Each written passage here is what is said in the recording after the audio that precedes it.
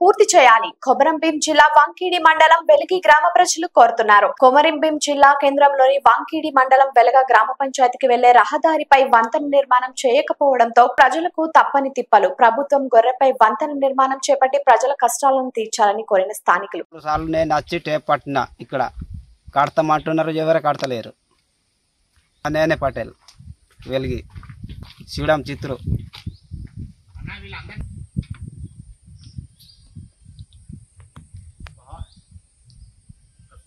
Bridge ఇంకా sanction అయితే లేదు. చెప్పిన కానీ వస్తారు, చూసిపోతారు కానీ చేస్తలేరు. రవీందర్ అర్థం వెలిగి ఎన్ని సంవత్సరాల నుంచి ఉంది ఇట్లానే? ఒర్రే వస్తుంది కానీ ఎవరు వేస్తలేరు. బ్రిడ్జ్ శాంక్షన్ అవుతుంది అని చెప్తారు కానీ వచ్చి చూసిపోతారు. మంచి చేయాలంటున్నా. మాట్లాడేవు వెలిగి పటేలు రాస్తున్నారు, చూస్తున్నారు, ఇంతవరకు ఏమీ చేస్తలేరు.